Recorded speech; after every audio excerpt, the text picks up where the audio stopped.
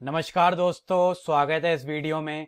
Last videos में हमने pre order और इन ऑर्डर ट्रिवर्सल की इटरेटिव एल्गोरिथम डिस्कस करी थी और इस वीडियो में हम पोस्ट ऑर्डर ट्रिवर्सल की इटरेटिव एल्गोरिथम डिस्कस करेंगे। शुरू करते हैं। Post order traversal of a binary tree. तो जल्दी से रिवाइज कर लेते हैं कि पोस्ट ऑर्डर ट्रिवर्सल होता क्या है। पोस्ट ऑर्डर ट्रिवर्सल हमारा डीएफएस कैटेगरी का ट्रिवर्सल था, जिसमें हम पहले ट्रिवर्स करते थे लेफ्ट सब ट्री, उसके सारे नोड प्रिंट करते थे। फिर हम ट्रिवर्स करते थे राइट सब ट्री, उसके सारे नोड प्रिंट करते थे। और फाइनली हम अपना रूट नोड को प्रिंट करते थे। तो एक बार इसको डायग्राम में देखते हैं ताकि अच्छे से समझ आए। सबसे पहले आप रूट नोड में हैं तो आपको ट्रिवर्स करना है लेफ्ट सब ट्री को और इसके सारे नोड को प्रिंट करना है। फिर वापस आप रूट नोड पे जा सकते हैं, वहां से आप राइट सब ट्री की तरफ ट्रिवर्स करेंगे, उसके सारे नोड को प्रिंट करेंगे और फाइनली आप रूट नोड को प्रिंट करेंगे। और मैं बताना चाहूंगा ये एल्गोरिथम थोड़ी सी मुश्किल है अगर आप कंपेयर करेंगे इन ऑर्डर और प्री ऑर्डर से, और हो सकता है कि इसका इंट्यूशन आप बिल्ड नहीं कर पा रहे। तो अगर आप ट्रीज के और क्वेश्चन सॉल्व करते रहेंगे तो एक टाइम पे आप इसकी इंट्यूशन बिल्ड कर पाएंगे। और इस वीडियो में मैं इंट्यूशन डिस्कस नहीं करने वाला, मेरा पूरा फोकस होगा आपको पोस्ट ऑर्डर की इटरेटिव एल्गोरिथम समझाना कि वो कैसे फंक्शन करती है। तो शुरू करते हैं। प्री ऑर्डर और इन ऑर्डर में हमने यूज किया था स्टैक, तो इसमें भी हम स्टैक यूज करने वाले हैं, लेकिन इसमें हम एक ट्रिक यूज करने वाले हैं और पोस्ट ऑर्डर थोड़ा सा हमारा मुश्किल होता है अचीव करना। तो हम दो स्टैक यूज करेंगे, एक को नाम देंगे स्टैक 1 और दूसरे को नाम देंगे स्टैक 2। और क्या स्टेप थे पोस्ट ऑर्डर के? पहले लेफ्ट ट्रिवर्स करना है, फिर राइट ट्रिवर्स करना है और उसके बाद आपको नोड को प्रिंट करना है, फाइनली रूट नोड को। तो हमें पता है कि जैसे ही हम रूट नोड से लेफ्ट की तरफ जा रहे हैं तो हमें अपने रूट नोड का एक्सेस नहीं खोना। तो पहले वाली एल्गोरिथम्स में हमने क्या किया था, कभी भी हमें एक्सेस नहीं खोना था, बाद में प्रिंट करना था, तो हम स्टैक में सेव करते थे। तो इस एल्गोरिथम में भी कॉन्सेप्ट सेम है, सबसे पहले रूट नोड को स्टैक में सेव करेंगे। और मैं बताना चाहूंगा स्टैक 2 हमने क्यों लिया। स्टैक 2 का कोई भी काम नहीं है, स्टैक 2 का सिर्फ एक पर्पस है कि जो आपका जो फाइनल पोस्ट ऑर्डर सीक्वेंस होगा वो आपका स्टैक 2 में सेव होगा। तो इसीलिए हमने स्टैक 2 को रखा है कि फाइनल सीक्वेंस हम स्टैक 2 में मेंटेन करेंगे। अब मैं आपसे क्वेश्चन पूछना चाहता हूं कि जो पोस्ट ऑर्डर ट्रिवर्सल है उसका सबसे आखिरी एलिमेंट कौन सा होगा। पोस्ट ऑर्डर में सबसे पहले लेफ्ट होता है, राइट होता है, फिर हम नोड प्रिंट करते हैं। तो अगर हम पूरा ट्री को देखें तो जो 1 हमारा रूट नोड है वो सबसे लास्ट में प्रिंट होगा, क्योंकि पहले 1 का लेफ्ट सब ट्री के सारे नोड प्रिंट होंगे, फिर 1 के राइट सब ट्री के सारे नोड प्रिंट होंगे, तो 1 सबसे लास्ट में प्रिंट होगा। तो जो हमारा पोस्ट ऑर्डर सीक्वेंस है उसमें जो 1 है सबसे लास्ट में आएगा। तो क्या मैं 1 को स्टैक 2 के सबसे नीचे डाल सकता हूं? क्योंकि स्टैक 2 में तो पोस्ट ऑर्डर सीक्वेंस मुझे मेंटेन करना था, तो हम स्टैक 2 में मेंटेन करेंगे और सबसे नीचे हमने डाल दिया कि हम वापस निकालेंगे, स्टैक 2 हमारा सबसे लास्ट में आएगा। लेकिन अब हम कैसे ट्रिवर्स करेंगे 1 के लेफ्ट ट्री को और राइट ट्री को? तो हमें बेसिकली हमारे पास इंफॉर्मेशन होनी चाहिए कि हम कैसे ट्रिवर्स करेंगे, क्योंकि 1 को तो हम निकाल चुके हैं, पॉप कर चुके हैं। तो पॉप करने से पहले जैसे आप पॉप करोगे तो आपको स्टैक 1 में लेफ्ट और राइट दोनों पुश करने हैं, हमें इनका रेफरेंस खोना नहीं है। स्टैक 1 से हमने रूट नोड को पॉप किया तो स्टैक 1 में दोनों उसके चाइल्ड को हमें डालना पड़ेगा। और ये एल्गोरिथम बस इतनी सी है, रूट नोड को पॉप करो और उसके दोनों चिल्ड्रन को स्टैक 1 में पुश करो। यही स्टेप आप देखेंगे रिपीट करते रहेंगे तो आपका पोस्ट ऑर्डर सीक्वेंस आ जाएगा। तो एक बार फोकस करते हैं और एक कॉन्सेप्ट थोड़ा सा हार्ड है उसको भी डिस्कस कर लेते हैं। स्टैक 1 में हमने सबसे नीचे लेफ्ट सब ट्री को पुश किया और स्टैक 1 में ऊपर हमने 3 को पुश किया जो कि राइट सब ट्री है। अब मैं आपसे पूछना चाहता हूं जो 3 है वो जो फाइनल पोस्ट ऑर्डर सीक्वेंस होगा 3 की पोजीशन क्या होगी? पहले लेफ्ट सब ट्री 1 का लेफ्ट सब ट्री प्रिंट होगा, फिर 1 का राइट सब ट्री 3 प्रिंट होगा, फिर 1 प्रिंट होगा। तो जो 3 की पोजीशन है वो सेकंड लास्ट है। तो अगर आप इस इंट्यूशन को लेके चलेंगे तो स्टैक 1 में हमेशा पहले आप लेफ्ट सब ट्री पुश करेंगे, फिर आप राइट सब ट्री पुश करेंगे, और इसको हम आगे देखते हैं। अब हम स्टैक 1 में से 3 को पॉप करेंगे, और आपने अब देखा जो 3 सेकंड लास्ट पोजीशन थी 3 की वो मेंटेन हो गई। इसका मतलब स्टैक 1 में पहले लेफ्ट डालना है, फिर राइट डालना है। और जैसे ही पॉप करते हैं तो हमें क्या करना होता है, उसके दोनों चाइल्ड को स्टैक 1 में डालना होता है। और 3 के दोनों चाइल्ड नल हैं तो हम स्किप कर सकते हैं। अब स्टैक 1 के जो टॉप पे हमारा 2 है तो 2 को पॉप करना पड़ेगा।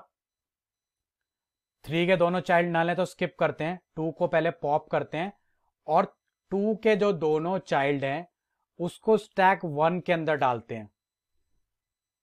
डालने से पहले मैं आपको बताना चाहूंगा कि अगर आपने नोटिस किया होगा स्टैक 2 में, स्टैक 1 में तो हमने 2 के दोनों चाइल्ड हमने पुश कर दिए, लेकिन स्टैक 2 में जो सीक्वेंस हमारा मेंटेन है वो आप देखेंगे सबसे ऊपर लेफ्ट है, फिर राइट है, नोड है, तो प्रॉपर पोस्ट ऑर्डर मेंटेन हो रहा है।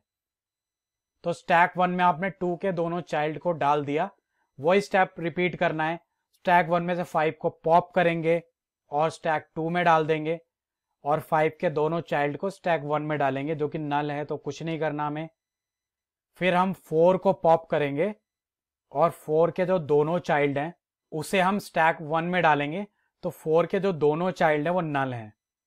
तो इस तरीके से स्टैक 1 आपका जब खाली हो जाएगा तो फाइनली जो स्टैक 2 है उसमें आपका पोस्ट ऑर्डर सीक्वेंस मेंटेन हो गया है।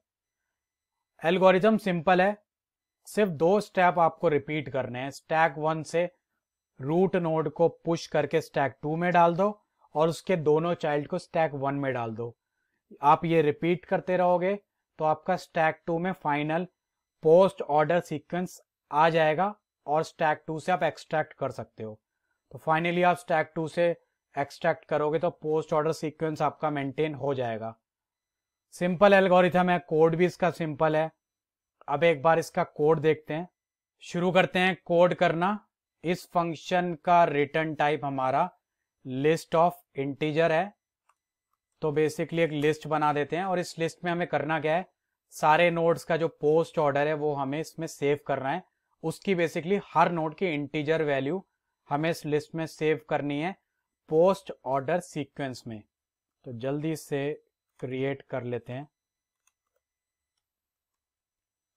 फाइनली आप इस लिस्ट को रिटर्न कर सकते हैं। यहाँ पर सबसे लास्ट में हम रिटर्न कर देंगे। और हम क्या यूज करने वाले हैं, हम 2 स्टैक यूज करने वाले हैं। स्टैक का टाइप क्या होगा, स्टैक का टाइप ट्री नोड होगा, क्योंकि जैसे हम रूट नोड को पॉप करते हैं तो हम उसके दोनों जो चाइल्ड हैं हमें स्टैक में पुश करना है, तो दोनों चाइल्ड को आप एक्सेस कर सकें, इसलिए इसका जो रिटर्न टाइप होगा वो हम ट्री नोड रखेंगे। ये हमारा स्टैक 1 हो गया,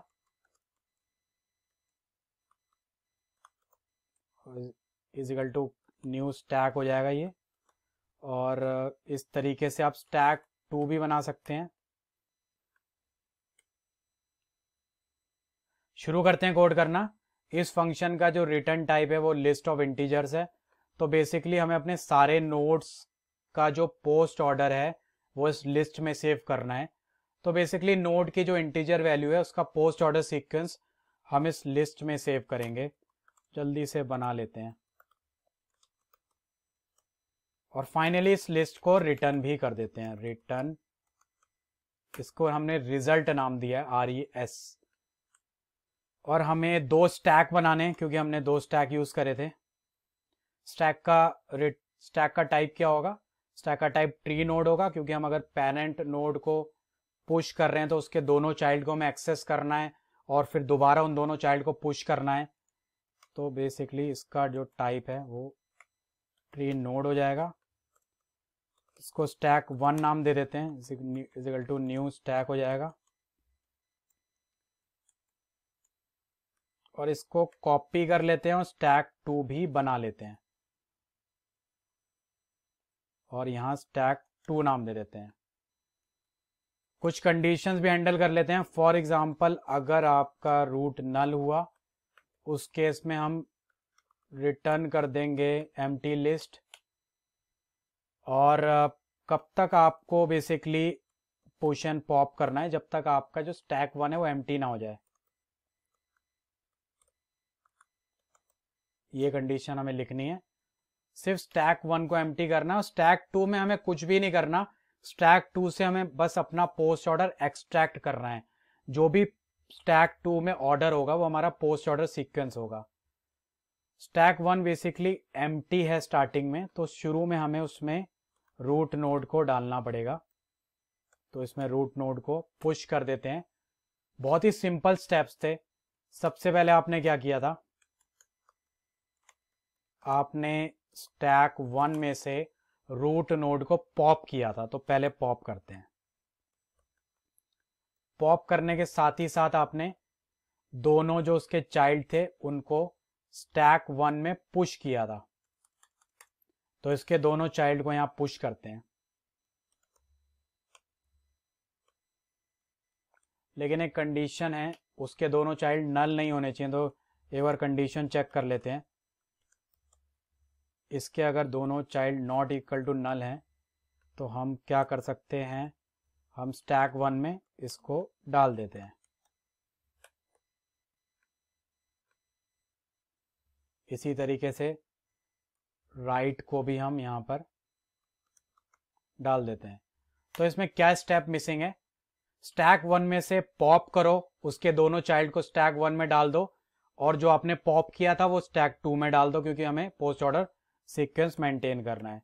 तो स्टैक 2 में आप रूट नोड को डाल दोगे।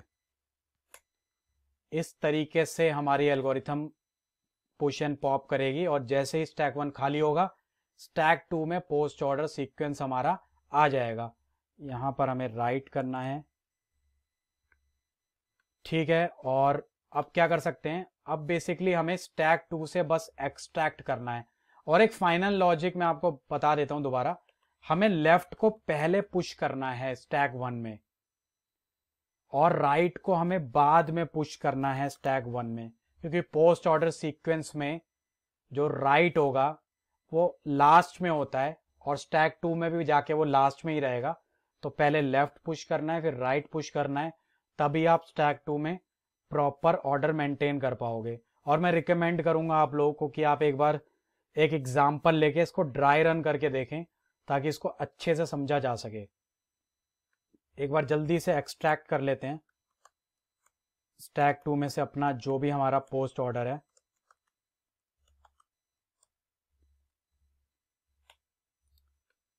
और इसको हम अपने लिस्ट में सेव कर देते हैं,